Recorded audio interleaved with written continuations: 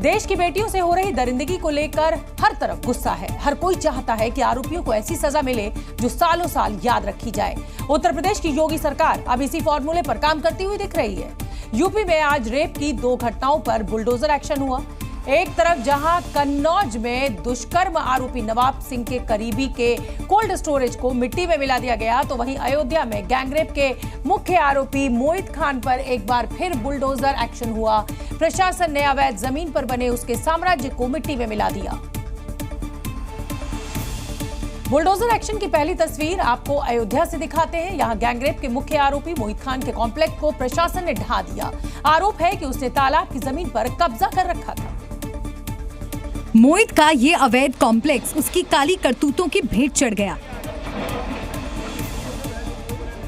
नाबालिग से गैंगरेप के आरोप में मोहित खान सलाखों के पीछे है और इधर प्रशासन बारी बारी से उसके अवैध साम्राज्य को ढहा रहा है। बुलडोजर से बिल्डिंग टूट रही थी और एक एक कर इस कॉम्प्लेक्स का सामान नीचे गिरता जा रहा था।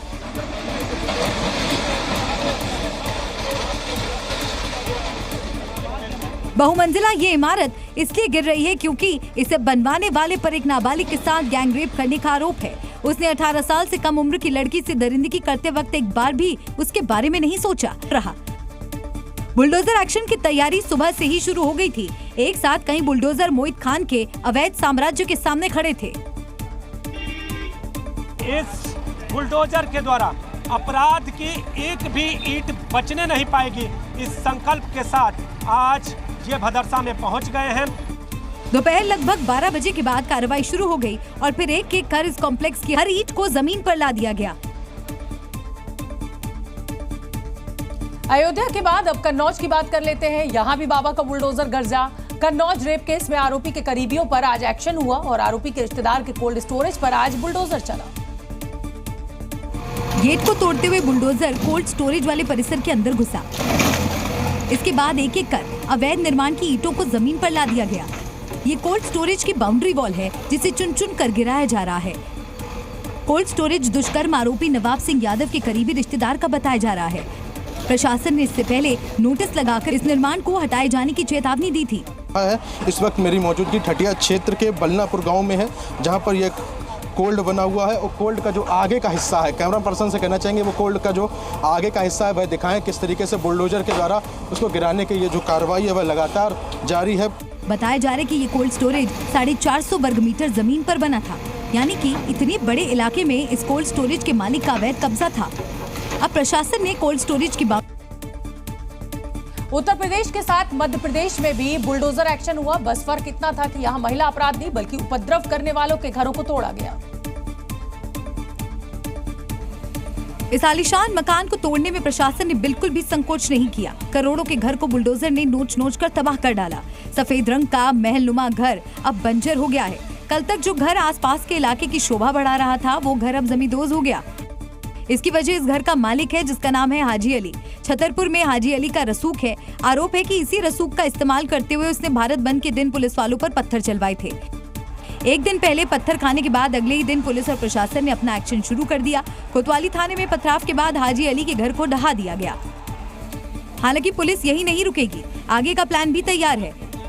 जो उपद्रवी थे उसमें से 3-4 लोग थे, उनका घर चिन्हित किया गया जिसमें मुख्य हाजी शहजाद है और उनके घर पर प्रशासन पुलिस ने मिलकर के कार्रवाई की है। पुलिस पर पथराव के आरोपी के अवैध निर्माण का यूं टूटना एक उदाहरण की तरह है। पुलिस और प्रशासन ने इस आलीशान घर को तोड़कर मैसेज दिया है कि अगर कोई व्यक्ति कानून व्यवस्था को अपने हाथ में लेगा तो उसकी आर्थिक तौर पर भी कमर तोड़ दी जाएगी। बीजेपी उत्तर प्रदेश में 10 सीटों पर होने वाले उपचुनाव के लिए कोई कसर नहीं छोड़ना चाहती और इसके लिए संघ और मुख्यमंत्री योगी आदित्यनाथ ने जीत का फॉर्मूला तय कर लिया है। सूत्रों के मुताबिक राष्ट्रीय स्वयंसेवक संघ और बीजेपी के बीच हुई बैठक में उपचुनाव की तैयारियों और राजनीति पर चर्चा हुई। इस बैठक में आरक्षण और संविधान पर विपक्ष के नैरेटिव को खत्म करने के लिए लोगों के बीच सच्चाई रखने के निर्देश दिए गए। सदस्यता अभियान में पिछड़े और दलित समाज के लोगों को जोड़ने पर जोर दिया गया। साथ ही निकायों और बोर्डों में खाली पदों पर पुराने कार्यकर्ताओं को तरजीह देना तय किया गया, जबकि जो लोग दूसरे दलों से पार्टी में आए हैं उन्हें बाद में समायोजित किया जाएगा। बैठक में ये माना गया कि जमीनी कार्यकर्ताओं की नाराजगी से लोकसभा चुनाव में बीजेपी को खामियाजा भुगतना पड़ा। इसके अलावा नौकरशाही के मनमानो व्यवहार को लेकर भी बैठक में चर्चा हुई। साथ ही पार्टी के वरिष्ठ नेताओं को ये जिम्मेदारी दी गई कि कहीं पर भी कोई मतभेद हो तो उसे आमने सामने बिठाकर उसका समाधान निकाले। उपचुनाव से पहले योगी आदित्यनाथ युवाओं को रोजगार से साधने में लगे हैं। पश्चिमी यूपी में बड़े पैमाने पर युवाओं को नियुक्ति पत्र सौंपे और इसके बाद मुख्यमंत्री योगी आदित्यनाथ दिल्ली का दौरा कर सकते हैं। मुख्यमंत्री योगी आदित्यनाथ मिशन पश्चिमी यूपी के मुजफ्फरनगर पहुंचे। अयोध्या और अंबेडकर नगर के बाद अब मुजफ्फरनगर में युवाओं को नियुक्ति पत्र सौंपे। मुजफ्फरनगर के 15,000 युवाओं को नियुक्ति पत्र दिया। रोजगार मेले में 50 से अधिक निजी कंपनियां शामिल हुई। सीएम योगी ने 5,000 से ज्यादा युवाओं को नौकरी का लेटर दिया। इससे पहले अयोध्या अंबेडकर नगर में 12,000 से ज्यादा नियुक्ति पत्र दिए थे और पिछले 7.5 सालों में 6 लाख से अधिक लोगों को सरकारी नौकरी यूपी सरकार दे चुकी है, जबकि निजी क्षेत्र में 2 करोड़ से अधिक लोगों को रोजगार मिले। ये लोग आपको जाति के नाम पर बांटेंगे, तमाम बातों के आधार पर बांटेंगे, लेकिन जब किसी बेटी की सुरक्षा पर खतरा आएगा ये लोग दुष्कर्मियों के साथ खड़े होते हुए दिखाई देंगे। ऐसा माना जा रहा है कि उपचुनाव को देखते हुए सीएम योगी युवाओं को साधने की कोशिश कर रहे हैं। उत्तर प्रदेश पुलिस में सिपाहियों की भर्ती के लिए कल परीक्षा होनी है, लेकिन परीक्षा से पहले ही कुछ संदिग्धों की पहचान कर ली गई है और ये वो लोग हैं जिनके डॉक्यूमेंट्स संदिग्ध पाए गए हैं। संदिग्ध परीक्षार्थियों की संख्या हजारों में है। यूपी पुलिस की स्पेशलाइज्ड टीम ने इनकी पहचान की है। आर्टिफिशियल इंटेलिजेंस का सिस्टम है, उसके माध्यम से करीब 20,500 संदिग्ध अभ्यर्थियों की पहचान की गई है। इन लोगों को अगर परीक्षा देनी है तो इन्हें परीक्षा केंद्र में 2.5 घंटे पहले पहुंचकर अपने दस्तावेजों की KYC करानी होगी। कल होने वाली परीक्षा के लिए विशेष कंट्रोल रूम भी बनाया गया है। इस कमरे में CCTV कैमरों के मॉनिटरों की बारीकी से निगरानी होगी। सिपाही भर्ती परीक्षा को लेकर पूरी तैयारी कर ली गई है। पुलिस भर्ती बोर्ड में आप तस्वीरें देख सकते हैं कि बाकायदा एक यहाँ पर कंट्रोल रूम बनाया गया है। कंट्रोल और कमांड रूम के जरिए 24 घंटे तक जो है लगातार इस पूरे मॉनिटरिंग की जाएगी। कंट्रोल रूम के साथ परीक्षा केंद्र के हर कमरे में CCTV कैमरा होगा। 25,000 पुलिसकर्मी सुरक्षा में तैनात रहेंगे। पेपर लीक से निपटने के लिए स्पेशल सोशल मीडिया टीम बनाई गई है। इसके साथ 11 टेलीग्राम चैनल्स पर भी कार्रवाई हुई। इन चैनलों में भर्ती के सवालों के जवाब मिलने का दावा किया जा रहा था, यानी परीक्षा केंद्र से लेकर सोशल मीडिया तक इस बार यूपी में भर्ती परीक्षा में बहुत ज्यादा कड़ाई हो रही है। जम्मू कश्मीर में विधानसभा चुनाव की तारीखों का ऐलान होने के बाद सियासी दल पूरा जोर लगा रहे हैं। कांग्रेस भी अब मिशन कश्मीर में जुटी हुई नजर आ रही है। नेता प्रतिपक्ष और सांसद राहुल गांधी कांग्रेस अध्यक्ष मल्लिकार्जुन खड़गे के साथ जम्मू कश्मीर के दौरे पर श्रीनगर पहुंचे और कांग्रेस कार्यकर्ताओं को संबोधित किया। राहुल गांधी ने कहा कि मैं लोकतंत्र की रक्षा पूरे देश में करता हूं, लेकिन मेरे लिए जम्मू और कश्मीर के लोगों के दिल के दर्द को मिटाना ही लक्ष्य है। मगर एक बात बदल गई है और ये आपने टीवी पे देखा होगा। चुनाव में नरेंद्र मोदी जी की कॉन्फिडेंस को इंडिया गठबंधन ने खत्म कर दिया। तो वहीं खड़गे ने कहा कि जम्मू कश्मीर की जीत हमारे लिए बेहद अहम होगी। जम्मू कश्मीर की चुनाव अगर हम जीतेंगे तो सारा हिंदुस्तान हमारे कब्जे में आएगा। तो वहीं श्रीनगर पहुंचने पर राहुल युवाओं के बीच पहुंचे, उनके साथ एक होटल में डिनर किया और आइसक्रीम खाई, जिसे लेकर बीजेपी ने कांग्रेस को घेरा और राहुल गांधी को संदेश दिया। शुक्र है राहुल गांधी आज लाल चौक पहुंचकर आइसक्रीम खा रहे हैं। उन्हें धन्यवाद करना चाहिए नरेंद्र मोदी जी का कि उनके जीवन के 5 दशक पूरे होने के बाद उन्हें मौका मिला है। आर्टिकल 370 के बाद और करीब 10 साल बाद जम्मू कश्मीर में चुनाव हो रहे हैं। इधर जम्मू कश्मीर विधानसभा चुनाव विपक्ष गठबंधन के साथ लड़ेगा और इसके लिए कांग्रेस और नेशनल कॉन्फ्रेंस के बीच समझौते की खबर है। श्रीनगर में राहुल गांधी और मल्लिकार्जुन खड़गे फारूक अब्दुल्ला के घर पहुंचे और विधानसभा चुनाव की रणनीति पर चर्चा की। इस दौरान पूर्व सीएम उमर अब्दुल्ला भी बैठक में शामिल रहे। बैठक के बाद फारूक अब्दुल्ला ने दावा किया कि जम्मू कश्मीर में भी हम साथ हैं। कांग्रेस और हम इकट्ठे हैं। हम तारिक आमिर साहब भी हमारे साथ हैं और मुझे उम्मीद है कि हमारे लोग हमारे साथ हैं। कांग्रेस और नेशनल कॉन्फ्रेंस की गठबंधन की खबर पर बीजेपी ने निशाना साधा। केंद्रीय मंत्री और जम्मू कश्मीर के प्रभारी जी किशन रेड्डी ने कहा कि कांग्रेस को अपना स्टैंड साफ करना होगा। जो नेशनल कॉन्फ्रेंस का जो मैनिफेस्टो है उसके बारे में कांग्रेस पार्टी सोनिया गांधी देश के जनता को बताना चाहिए उनका स्टैंड क्या है, कांग्रेस पार्टी का स्टैंड क्या है आर्टिकल 370 का। जम्मू कश्मीर में विधानसभा चुनाव का ऐलान होते ही राष्ट्रीय स्वयं सेवक संघ भी एक्टिव हो गया और अपने धुरंधर नेताओं को बीजेपी की जीत सुनिश्चित कराने के लिए मैदान में उतार दिया, जिसके तहत करीब 5 साल बाद एक बार फिर राम माधव की वापसी हुई और आरएसएस नेता राम माधव को जम्मू कश्मीर का चुनाव प्रभारी बना दिया। साथ साथ केंद्रीय मंत्री जी किशन रेड्डी को भी प्रभारी बनाया गया। 2014 के बाद एक बार फिर राम माधव को ये जिम्मेदारी मिली है। राम माधव ने घाटी के क्षेत्रीय नेताओं के साथ मिलकर लोगों और पार्टी के बीच पुल का काम किया था, जिसका फायदा भी हुआ था और जम्मू क्षेत्र में 25 सीटें जीती थीं। दरअसल 2014 से 87 सीटों वाले जम्मू कश्मीर विधानसभा चुनाव में बीजेपी को 25, पीडीपी को 28, कांग्रेस को 12 और एनसी ने 15 सीटें जीती थी। लेकिन किसी पार्टी को बहुमत नहीं मिलने पर राष्ट्रपति शासन लगा था। बाद में पीडीपी और बीजेपी ने मिलकर सरकार बनाई, लेकिन बात नहीं बनी और 2016 में फिर राज्यपाल शासन लगा। Kolkata lady doctor murder case के बाद शुरू हुए आंदोलन को डॉक्टर से वापस ले लिया है और काम पर लौट आए हैं। तो वहीं दूसरी ओर सुप्रीम कोर्ट ने कोलकाता पुलिस की जमकर खिंचाई की। इस दौरान अननेचुरल डेथ पोस्टमार्टम के समय को लेकर और केस डायरी के साथ छेड़छाड़ पर कोलकाता पुलिस पर कई सवाल खड़े किए। सुप्रीम कोर्ट ने कहा कि अननेचुरल डेथ का केस पोस्टमार्टम के बाद जाकर दर्ज किया। पोस्टमार्टम सुबह 6:10 से 7:15 के बीच हुआ, लेकिन अननेचुरल डेथ का केस रात 11:30 बजे दर्ज किया। अपराध रात को हुआ, लेकिन क्राइम सीन को भी पोस्टमार्टम के बाद सुरक्षित किया गया। कोलकाता पुलिस सुबह 10:10 पर मौके पर पहुंची। हॉस्पिटल अथॉरिटी ने इससे पहले पुलिस को सूचित करने की जहमत नहीं उठाई। कोर्ट ने कहा कि जिस तरीके से बंगाल पुलिस ने इस केस को हैंडल किया, उसमें उन्होंने तय कानूनी प्रक्रिया का पालन नहीं किया। साथ ही सुप्रीम कोर्ट ने हड़ताल कर रहे डॉक्टरों को वापस काम पर लौटने की बात भी कही। Listed the matter again and they have also reflected in the order as well that the doctors should join. Kolkata rape कांड को लेकर सुप्रीम कोर्ट में दूसरी सुनवाई के दौरान सीबीआई ने भी अपना पक्ष रखा। जब चीफ जस्टिस ने मेडिकल एग्जामिनेशन रिपोर्ट मांगी तो सीबीआई ने कहा, हमारी समस्या ये है कि हादसे के 5 दिन बाद हमें जांच मिली है। इस दौरान घटनास्थल को नुकसान पहुंचाया गया, सबूत मिटाए गए। पीड़िता की मृत्यु के बाद एफआईआर दर्ज हुई। डॉक्टरों के दबाव में क्राइम सीन की वीडियोग्राफी हुई। सीबीआई ने कोर्ट को बताया कि इस पूरे मामले में लीपापोती की कोशिश की गई। सीबीआई ने अंतिम संस्कार के बाद एफआईआर दर्ज किए जाने पर भी सवाल उठाए। इधर सुप्रीम कोर्ट में सुनवाई के दौरान एक अजीब सा वाकया घटा। सॉलिसिटर जनरल तुषार मेहता और कपिल सिब्बल के बीच जिरह हो रही थी और पोस्टमार्टम और अननेचुरल डेथ की एंट्री को लेकर तुषार मेहता अपनी बात रख रहे थे। उन्होंने कहा कि एफआईआर अस्पताल की तरफ से नहीं दर्ज कराई गई, बल्कि पीड़िता के पिता की मिन्नतों के बाद दर्ज की गई।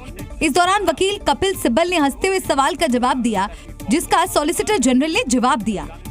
Somebody has lost their life. According to the Don't rules. at least laugh. One second. Don't According to at the least rules laugh. that we follow, A girl has these regulations we've done in accordance. Lunch के लिए सुनवाई रोकने से पहले court ने कहा कि अब तक ये स्पष्ट नहीं है कि अप्राकृतिक मौत का मामला कब दर्ज किया गया। Kolkata doctor rape murder case की जांच जैसे जैसे आगे बढ़ रही है, वैसे वैसे इसकी परतें और खुलती जा रही हैं।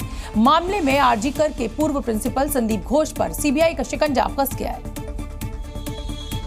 लगातार 7वें दिन जांच एजेंसी ने संदीप घोष से पूछताछ की। इस बीच संदीप घोष पर बड़ा पर्दाफाश हुआ। घोष को लेकर RG Kar medical college and hospital के पूर्व डिप्टी सुपरिटेंडेंट अख्तर अली ने बड़ा दावा किया, जिसके मुताबिक Sandeep Ghosh medical college campus में एक रैकेट चलाते थे, जिसमें कई छात्र भी शामिल थे और पैसे लेकर बच्चों को पास और फेल किया जाता था। डेड बॉडी यानी कि शवों का सौदा किया जाता था। संदीप घोष पर बायोमेडिकल कचरा तस्करी का भी आरोप है। इसके अलावा अवैध स्टॉल, कियोस्क और गैर जरूरी टेंडर जैसे कई आरोप शामिल हैं और संदीप घोष के रैकेट जाल पूरे महकमे में फैला हुआ है। इनका एक ग्रुप है, एक टीम है जो लोग मिलकर ये सब करप्शन करते हैं। उस टीम के कुछ लोग जो है शास्त्रो भवन में हेडक्वार्टर में भी पोस्टेड है। इस मामले में आरजीकर अस्पताल के पूर्व प्रिंसिपल संदीप घोष के खिलाफ जांच भी की जा रही है। लेडी डॉक्टर से रेप और हत्या का आरोपी संजय रॉय हैवान था। सीबीआई ने उसका मनोवैज्ञानिक टेस्ट करके उसका दिमाग डिकोड किया, जिसके मुताबिक संजय रॉय जानवर प्रवृत्ति का था। सीबीआई ने साइकोलॉजिकल ऑटोप्सी के दौरान संजय रॉय से उसकी निजी जिंदगी को लेकर कई सवाल किए, जिसमें संजय रॉय की 1 से अधिक शादियों को लेकर सवाल पूछे गए। संजय के घर वालों ने 2 शादियों की बात बताई थी। उसके मोबाइल फोन से मिले पॉर्न वीडियो पर भी सवाल पूछे गए, जिससे ये बात सामने आई कि संजय रॉय सेक्स एडिक्ट है। टेस्ट के दौरान संजय ने ये भी बताया कि वो अक्सर रेड लाइट एरिया जाता रहता था। साथ ही संजय रॉय ने वारदात वाले दिन पॉर्न वीडियो देखने की बात कबूल की है। ऐसा बताया जा रहा है कि साइको एनालिस्ट की टीम जब उससे पूछताछ कर रही थी तो उसके माथे पर कोई शिकन तक नहीं था, जैसे उसे कोई पछतावा नहीं है। महाराष्ट्र के बदलापुर केस को लेकर बॉम्बे हाईकोर्ट ने महाराष्ट्र पुलिस को जमकर फटकार लगाई। साथ ही इस मामले में पुलिस की कार्यशैली पर भी कई गंभीर सवाल खड़े किए। ठाणे के बदलापुर के स्कूल में 2 बच्चियों से हुए दुष्कर्म मामले का बॉम्बे हाईकोर्ट ने स्वतः संज्ञान लिया था। कोर्ट ने कहा कि अगर लापरवाही हुई है तो कार्रवाई करने में जरा भी संकोच नहीं करेंगे। हाईकोर्ट ने पूछा कि स्टेटमेंट रिकॉर्ड करने में देरी क्यों हुई, विरोध प्रदर्शन के बाद ही एसआईटी क्यों बनाई गई। साथ ही कोर्ट ने इस मामले में ठाणे पुलिस से केस डायरी भी मांगी। आप बदलापुर पुलिस ने अभी तक स्टेटमेंट क्यों नहीं रिकॉर्ड किए, इस सारे चीजों पे एक एफिडेविट देने के लिए बोला गया है।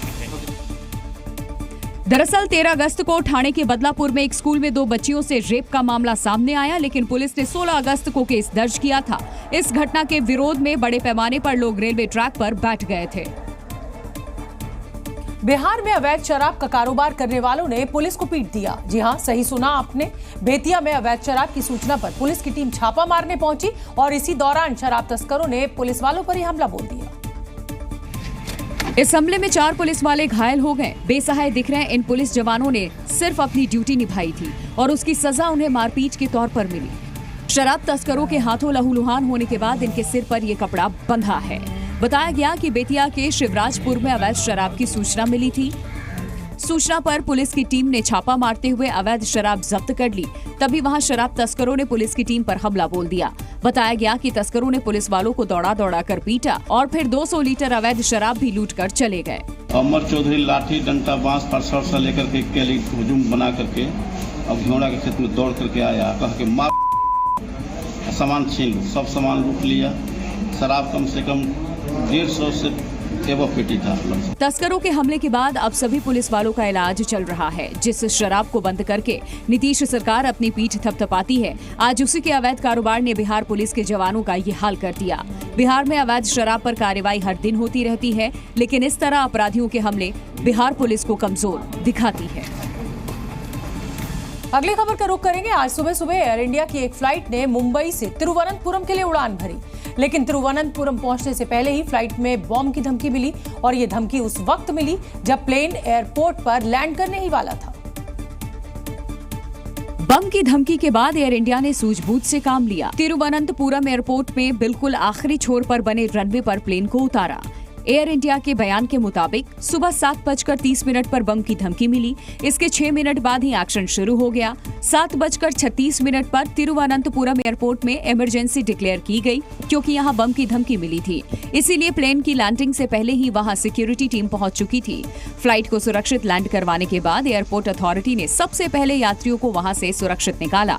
इसके बाद सिक्योरिटी टीम की कार्रवाई शुरू हुई। फ्लाइट के साथ पूरे एयरपोर्ट में सिक्योरिटी चेक किया गया। तमाम सिक्योरिटी चेक्स के बाद बम की धमकी को फर्जी पाया गया। प्लेन में कहीं कोई बम नहीं मिला। इस बात की पूरी आशंका है कि किसी ने वहां अफरा तफरी मचाने के लिए ही ऐसा किया था। बम की धमकियों पर अक्सर एयरपोर्ट्स में अफरा तफरी मच जाती है। इससे पहले भी कई फर्जी धमकियां मिली हैं। इस बार ये फर्जी धमकी कहां से आई, इसकी जांच की जा रही है।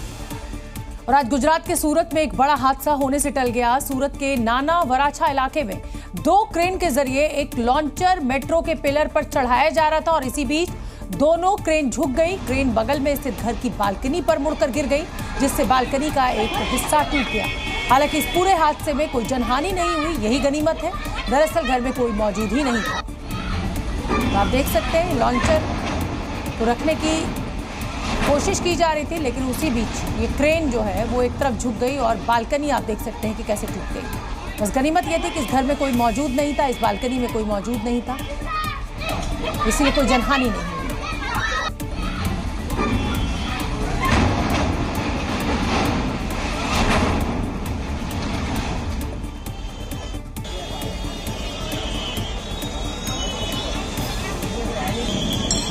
हाँ, उस व्यक्ति के लिए बड़ी दिक्कत है जिसकी ये बालकनी टूट गई है और ये देखिए लोगों का मजमा इकट्ठा हो गया है सब देखने के लिए। लेकिन ये एक एक्सीडेंट है और बस शुक्र ये है कि इसमें किसी की जान नहीं गई। हालांकि जब भी इस तरीके के प्रोजेक्ट्स बन रहे होते हैं तो पूरा एहतियात इसमें रखा जाता है, सुरक्षा की दृष्टि से हर चीज़ का ध्यान रखा जाता है, लेकिन एक्सीडेंट से कभी भी घट सकते हैं। और देखिए ये क्रेन के अचानक एक तरफ झुक जाने की वजह से ये पूरा हादसा हुआ और ये घर की जो बालकनी थी वो टूट गई।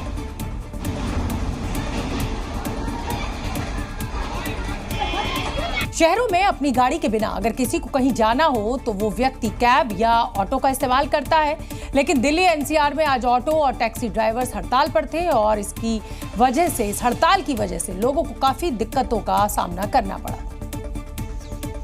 आज दिल्ली की सड़कों पर ऑटो तो दिख रहे थे, लेकिन ज्यादातर ड्राइवर कहीं जाने को तैयार नहीं थे। ये सभी ड्राइवर्स ऐप बेस्ड टैक्सी सेवाओं का विरोध कर रहे थे। भाई साहब, जो रेट दे रही है ना ओला उबर, 8 रुपए 7 रुपए किलोमीटर, मैं फिर बताऊंगा कि 5 रुपए हमारा गाड़ी का खर्च आता है, कैसे चला लेंगे हम? मेंटेनेंस 3 रुपए तो मेंटेनेंस होगी, फ्री में काम कर रहे हैं हम लोगों के लिए। ना सरकार सुन रही है ना हमारी कंपनी सुन रही है। ऑटो ड्राइवर्स प्राइवेट टैक्सी के किराए में अपनी शेयर बढ़ाने की मांग कर रहे हैं। इन लोगों ने टैक्सी सेवा देने वाले ऐप्स पर शोषण का आरोप लगाया है। इसके विरोध में आज और कल के लिए हड़ताल रखी गई है। ये भी चेतावनी दी है कि अगर उनकी मांगों को अनसुना किया गया तो आगे भी हड़ताल जारी रह सकती है। ऑटो और कैब के ड्राइवर्स का कहना था कि देश में टैक्सी सेवा देने वाले ऐप खुद तो पैसे कमाते हैं, लेकिन ड्राइवर्स के लिए उसमें कुछ नहीं बचता। हालांकि हड़ताल के दौरान कई जगहों पर जबरदस्ती भी की गई। नई दिल्ली स्टेशन पर नाराजगी जताते हुए ऑटो ड्राइवरों ने एक बाइक टैक्सी ड्राइवर का मोबाइल छीन लिया। इनका गुस्सा अपने साथियों पर भी फूटा। वो ऑटो ड्राइवर जिन्होंने हड़ताल के बावजूद सवारियां बिठाई, उन्हें डंडे लेकर दौड़ाया गया। आज का दिन तो जैसे तैसे बीत गया, लेकिन कल दिल्ली वालों के लिए मुश्किल हो सकती है। दिल्ली एयरपोर्ट पर सीआईएसएफ के जवानों ने एक यात्री को जीवन दान दिया। एयरपोर्ट पर एक यात्री अचानक बेहोश होकर गिर गया था, जिसके बाद वहां ड्यूटी पर तैनात एक सीआईएसएफ जवान ने तुरंत उसे देखा और घटना की गंभीरता को देखते हुए तुरंत बेहोश हुए आदमी को सीपीआर देना शुरू कर दिया। इस दौरान वहां लोगों की भीड़ भी इकट्ठा हो गई। बताया जा रहा है कि ये घटना एयरपोर्ट के अराइवल फोरकोर्ट एरिया में 20 अगस्त को हुई थी, जिसका वीडियो अब सामने आया है। अर्शिद आयूब नाम का यात्री जम्मू कश्मीर के श्रीनगर जाने वाला था। अर्शिद आयूब को अचानक सीने में तेज दर्द हुआ और वो वहीं खड़े खड़े गिर पड़ा। आयूब को गिरता देख सीआईएसएफ के क्यूआरटी जवान ने तुरंत उसे सीपीआर दिया। इस दौरान वहां मेदांता के डॉक्टर भी मौजूद थे। तुरंत इलाज शुरू किया, जिससे यात्री की जान बच पाई। बाद में यात्री को सफदरजंग अस्पताल में भर्ती कराया गया, जहां उसका इलाज चल रहा है। डॉक्टर ने बताया कि यात्री की स्थिति स्थिर है और वो खतरे से बाहर है। इस घटना का वीडियो जो भी देख रहा है वो सीआईएसएफ जवानों का शुक्रिया अदा कर रहा है। आसाम में अब मुस्लिम शादी का रजिस्ट्रेशन काजी नहीं बल्कि राज्य सरकार करेगी। इस सिलसिले में मुख्यमंत्री हेमंत बिस्वा शर्मा ने विधानसभा में एक बिल पेश कर दिया है, जिसका मकसद बाल विवाह पर रोक लगाना है, जिसके लिए असम सरकार असम मुस्लिम विवाह अनिवार्य पंजीकरण और तलाक विधेयक 2024 को लेकर आई। इसके तहत अब निकाह और तलाक का अनिवार्य सरकारी रजिस्ट्रेशन किया जाएगा। हालांकि विवाह समारोह के दौरान मुस्लिम रस्मों पर कोई प्रतिबंध नहीं होगा। इससे पहले मुस्लिम निकाह काजियों के जरिए रजिस्टर कराए जाते थे। हालांकि विपक्षी दलों ने इस नए कानून का विरोध किया। Repeal the bill, Muslim Divorce and Marriage Act 1935. We support it that to amend the bill. But if they want to repeal the bill, if they want to erase the bill, then we will protect it. We will fight against this. जो मुस्लिम personal जो special marriage act, इसको amendment करने से वो शरीयत, मुसलमान का जो शरीयत है उसके खिलाफ होगा। बिजनौर में पुलिस का एक ऐसा चेहरा सामने आया जिससे आपका पुलिस से भरोसा उठ सकता है। यहां पर पुलिस ने पीड़ित को इंसाफ दिलाने की जगह उसके खिलाफ ही केस दर्ज कर लिया, जिसके विरोध में लड़की के घर वालों ने अपने मकान पर लिखा कि ये मकान बिकाऊ है। मुस्लिम युवक लड़की को अश्लील मैसेज कर परेशान कर रहा था और आते जाते वक्त उसे छेड़ता था। ये पूरी दास्तान लड़की ने अपने परिवार को बताई। तब लड़की के चचेरे भाई ने आरोपी मुजम्मिल को ऐसा ना करने की हिदायत दी, लेकिन मुजम्मिल कहाँ मानने वाला था। उसने पीड़ित लड़की के भाई को बाहर बुलाकर उसकी पिटाई कर दी। इतना ही नहीं, आरोपी ने यहाँ तक धमकी दी कि हिंदुओं का जैसा हश्र बांग्लादेश में हो रहा है वैसा ही हश्र उनका भी होगा। इस पूरी घटना के बाद जब लड़की के घर वाले पुलिस के पास शिकायत करने पहुंचे तो पुलिस ने आरोपी मुजम्मिल को पकड़ने की जगह उल्टा पीड़ित लड़की और उसके चचेरे भाई के खिलाफ केस दर्ज कर दिया, जिससे गुस्साए परिवार के लोगों ने घर के बाहर मकान बिकाऊ है लिख दिया। सैनी समाज के 20 परिवारों ने भी यही किया। जब इस बात की भनक पुलिस को लगी तो पुलिस अधिकारी मौके पर पहुंचे। तब पुलिस ने कहीं जाकर आरोपी मुजम्मिल के खिलाफ केस दर्ज किया। बांग्लादेश में अभी भी विरोध की आग सुलग रही है। ढाका की सड़कों पर प्रदर्शनकारियों ने कल ऐसा जाम लगाया जिसकी वजह से अंतरिम सरकार के मुख्य सलाहकार मोहम्मद यूनुस का काफिला अपने घर पर ही कैद हो गया। जिस जगह से मोहम्मद यूनुस के काफिले को निकलना था वहां तो पहले से ही भीड़ मौजूद थी। जिस भीड़ के गुस्से की वजह से मोहम्मद यूनुस जैसे लोगों की चांदी हुई, वो अंतरिम सरकार के सलाहकार बने। आज उसी भीड़ ने उनके काफिले पर फुल स्टॉप लगा दिया। ढाका में मोहम्मद यूनुस के घर के बाहर भीड़ जुट गई थी। भीड़ इतनी ज्यादा थी कि उसे हटाना सुरक्षा कर्मियों के लिए नामुमकिन सा हो गया। हालात ऐसे बने कि मोहम्मद यूनुस को भीड़ के आगे नतमस्तक होना पड़ा और उनका काफिला बाहर ही नहीं निकला। ये सब कुछ सुबह सुबह हुआ। सुबह करीब 6 बजे काफिले को बाहर निकालने के लिए रास्ता क्लियर करने की कोशिश की गई, लेकिन उसमें भी सुरक्षा कर्मी असफल रहे। ये लोग अपनी मांगों को लेकर यूनुस को घेरने पहुंचे थे। इन प्रदर्शनकारियों में सरकारी कॉलेजों के निजी कर्मचारी, मैट के छात्र, महिलाएं, सरकारी एजेंसियों के कर्मचारी शामिल थे। अपनी अलग अलग मांगों को लेकर इन लोगों ने मोहम्मद यूनुस के घर के बाहर प्रदर्शन किया था। एक तरफ बांग्लादेश अपने पैरों पर खड़ा होने की कोशिश कर रहा है और दूसरी तरफ चीन जैसे देश उस पर गिद्ध जैसी नजरें टिकाकर रखे हुए हैं। बांग्लादेश को अपने कब्जे में लेने के लिए चीन ने चालबाजी शुरू कर दी है और इसके लिए बांग्लादेश में चीन के एम्बेसडर को काम सौंपा गया। चीन के एम्बेसडर याओ वेन ने खालिदा जिया की पार्टी बीएनपी के सचिव से मुलाकात की। वैसे तो ये मुलाकात महज औपचारिकता बताई जा रही है। 1.5 घंटे चली मुलाकात के बाद दोनों ने प्रेस कॉन्फ्रेंस की, जिसमें बीएनपी और चीन की सत्तारूढ़ पार्टी के बीच गठजोड़ और मजबूत करने की बात की गई। लेकिन असलियत कुछ और ही हो सकती है। माना जा रहा है कि चीन बांग्लादेश को आर्थिक मदद देने के नाम पर अपने जाल में फंसा सकता है, क्योंकि इस वक्त बांग्लादेश को भी पैसों की जरूरत है। बांग्लादेश सरकार ने विश्व बैंक से $1 अरब का बजट समर्थन मांगा है। तो वहीं अपने आप को स्थिर करने के लिए बांग्लादेश उन देशों से भी समर्थन ले रहा है जिनसे भारत की नहीं बनती। सरकार के एडवाइजर सलाहुद्दीन अहमद ने कहा कि चीन और कनाडा बांग्लादेश के विकास में समर्थन करेंगे और इसके लिए उन्होंने दोनों देशों की राजनयिकों से भी बात की है। इधर खालिदा जिया भी अपने लंबे इलाज के बाद बांग्लादेश वापस आ चुकी हैं। खालिदा भी पाक और चीन परस्त बताई जाती हैं। अपने पिछले कार्यकालों में उन्होंने दोनों देशों के खूब दौरे किए थे। बांग्लादेश की सालों की विरासत अब खाक हो चुकी है। देश के इतिहास को संजोने वाले एक म्यूजियम का हर कमरा काला हो चुका है। ढाका के बीचों बीच एक वीरान म्यूजियम तक जी न्यूज की टीम पहुंची और हमने वहां देखा कि हर जगह पर प्रदर्शन के नाम पर बांग्लादेश की विरासत को आग के हवाले कर दिया गया। बांग्लादेश के राष्ट्रपिता कहे जाने वाले और बांग्लादेश के लिए लड़ाई लड़ने वाले शेख मुजीबुर रहमान जो म्यूजियम है वो अब जलकर खाक हो गया है। ये पीछे की तस्वीर हम आपको दिखा रहे हैं। जी मीडिया वहां पहुंच गया है बांग्लादेश में। इस म्यूजियम के लगभग हर कमरे तक जी मीडिया का कैमरा पहुंचा और हर जगह हमें खाक हो चुके फर्नीचर और जमीन पर बिखरा कागज ही नजर आया। जी मीडिया आपको एक्सक्लूसिव तस्वीरें दिखा रहे हैं और जहां तक नजर जाएगी वहां तक सिर्फ बर्बादी की आपको बानगी नजर आएगी। ये एक रूम में थोड़े से कागज बचे हुए हैं। ये आपको कागज मेरे सहयोगी विनायक कुमार सिंह दिखा रहे हैं। बांग्लादेश के father of nation Mujibur Rahman के साथ दूसरे नायकों की इज्जत और उनके किए गए कामों को मिट्टी में मिला दिया गया है। अंतरिम सरकार बनने के बाद इस म्यूजियम की तरफ किसी का ध्यान नहीं गया। आज भी ये वीरान है। हरियाणा के चरखी दादरी में फ्लाइंग स्क्वाड एक मेडिकल दुकान पर रेड करने पहुंची, लेकिन ये लोग फ्लाइंग स्क्वाड के नहीं थे बल्कि फर्जी लोग थे जो कि छापेमारी का डर दिखाकर पैसे ऐंठने पहुंचे थे। दुकानदार को शक तभी हो गया था जब टीम सीधे दुकान पर आ धमकी और बिना किसी पूछताछ और कागजात देखे बिना मेडिकल स्टोर के दुकानदार को दुकान सील करने की धमकी दे दी। इस टीम में 6 लोग शामिल थे, जिसमें से एक महिला पुलिस की वर्दी में थी। इन लोगों में सभी की उम्र 25 से 50 साल के बीच लग रही थी, जो नीली बत्ती वाली 2 गाड़ियों में सवार होकर आए थे। इन फर्जी लोगों के हाव भाव देखकर दुकानदार को पहले ही शक हो गया था। दुकानदार और इस फर्जी स्क्वाड के लोगों के बीच में काफी देर तक बहस हुई। जब उन्हें समझ आ गया कि उनकी दाल यहाँ नहीं गलने वाली है तो वो बहाना बनाकर वहाँ से भागने की कोशिश करने लगे, लेकिन दुकानदार ने उनका पीछा नहीं छोड़ा। वो खुद 2 बार उन्हें दुकान तक लेकर आया, लेकिन तीसरी बार में ये लोग पुलिस बुलाकर कार्रवाई करने की बात कहकर रफू चक्कर हो गए। बना रखिए, टेंशन ना लो। दुकानदार के हावी होने पर सभी लोग गाड़ियों में बैठकर वहां से भाग निकले और गाड़ी से नीली बत्ती को भी उतार लिया। फिलहाल दुकानदार ने इस पूरी घटना की जानकारी पुलिस को दे दी है और अब पुलिस आगे की कार्रवाई करेगी। मध्य प्रदेश में इन दिनों बारिश के बाद कई नदियां उफान पर बह रही हैं और इस दौरान कई इलाकों में जो रास्ते हैं वहां भी सैलाब का मंजर है, जिसे पार करना लोगों के लिए बड़ा जोखिम साबित हो रहा है। ये तस्वीर मध्य प्रदेश के सीहोर की है, जहां भारी बारिश के बाद सड़कों पर सैलाब उमड़ आया। हालात ये हैं कि सड़क पर पानी की तेज धार बह रही है, लेकिन बावजूद इसके लोगों की यहाँ लापरवाही भी दिख रही है।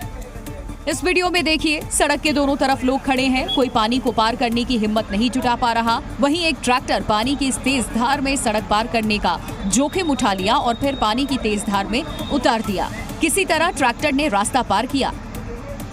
वहीं दूसरी तस्वीर भी देखिए, बाइक पर सवार एक परिवार ये जोखिम उठाने के लिए कुछ आगे बढ़ा, लेकिन पानी की तेज धार को देखते हुए आगे बढ़ने का फैसला टाल दिया। पत्नी और बच्चे बाइक से उतर गए और बाइक सवार भी आगे बढ़ने की जगह वापस लौट गया। भारी बारिश से बेहाल मध्य प्रदेश का शिवनी जिला भी दिखा। यहाँ तो घरों में पानी घुस गया है। इतना ही नहीं, घर से पानी निकालने के लिए पानी के मोटर तक का इस्तेमाल करना पड़ा। मकान दुकान सबके अंदर पानी घुसा मिला। सड़कें भी पानी से लबालब भरी नजर आईं। लोग उसी पानी में चलकर घर पहुँचते भी दिखे। गाजा में इजरायली सेना का ऑपरेशन जारी है। जिन इलाकों से इजरायल पर रॉकेट अटैक किए गए, वहां पर इजरायल के सैनिकों ने ऑपरेशन किया। इजरायल की सेना ने इसकी फुटेज भी जारी की है। इस फुटेज में इजरायली सेना के कमांडो तेजी से एक बिल्डिंग की तरफ भागते हुए नजर आते हैं। ये बिल्डिंग धमाकों की वजह से पहले ही तबाह है, जिसे हमास के आतंकियों ने अपना ठिकाना बनाया है। इजरायली सैनिक रुक रुक कर गोलियां चलाते नजर आते हैं।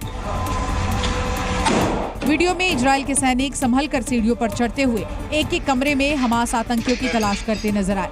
इस दौरान सैनिकों के पास डॉग स्क्वाड भी मौजूद था। इजरायल के सैनिकों को हमास आतंकियों के साथ साथ उन बंधकों की भी तलाश है जिन्हें 7 अक्टूबर के हमले के बाद हमास आतंकियों ने अगवा किया था। ज्यादातर बंधकों को आतंकियों ने मार दिया, लेकिन अभी भी 100 से ज्यादा बंधक हमास के कब्जे में मौजूद हैं।